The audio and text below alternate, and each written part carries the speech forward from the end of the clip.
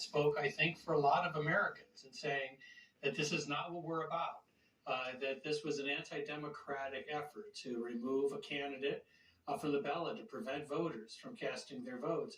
But it would also allow for an incredible sort of tit-for-tat process in states. And we're the most successful, oldest democracy in the world. And at this late date, you had people trying to introduce something that would be dangerous and destabilizing. The entire court spoke against it, all nine. There was a little disagreement as to how far the opinion had to go. But on the actual Colorado decision, on the disqualification, the court spoke as one voice. All right, so we've got Colorado had already made the decision to kick him off the ballot, along with Maine and Illinois. Pending were cases in California, New Mexico, New York, North Carolina, South Carolina, Virginia, and Wisconsin. Carrie, does this render all of those cases moot now? I think so. It certainly looks like that. And John, one thing I was struck by when reading through this opinion is that it repeated a lot of the stuff that you and I have been talking about, and Sandra for months here, that if this was allowed to go forward, that Colorado's decision to unilaterally remove the choice from the people, that it would create an untenable patchwork across the country. And the Supreme Court specifically addressed what would be the standard. You know, who decides whether someone's guilty of insurrection? Who decides how one takes someone off the ballot? And they went on and on. And it's something that you and I had discussed, at length here on the show. I'm laughing here because before you decide whether somebody should be guilty of insurrection, should they not be charged with that crime? Right, which is a point that we've made many times here on air, that he's not been tried, nor has he been charged, nor has he been convicted. And the Supreme Court seemed to take great lengths to go through why this would be an untenable situation. And I was very struck by a point they made at the end, and I don't think this has gotten enough attention so far.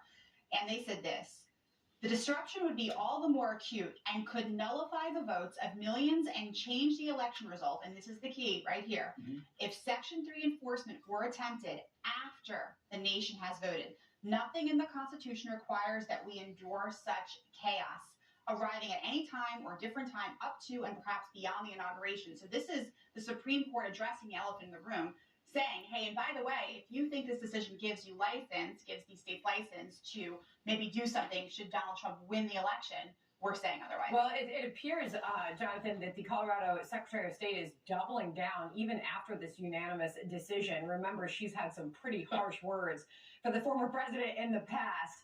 But she says this in a tweet: I'm disappointed in the U.S. Supreme Court's decision stripping states of the authority to enforce Section 3 of the 14th Amendment for federal candidates.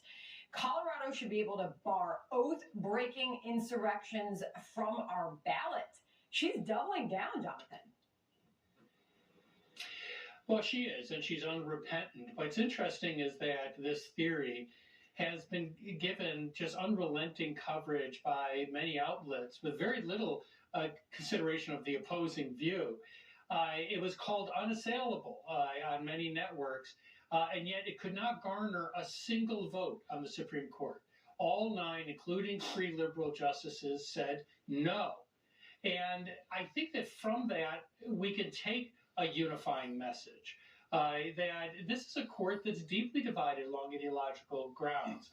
They believe deeply in their views of the Constitution and their vision of the country.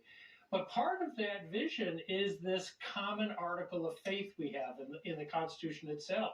And all 9 of them said, this is wrong.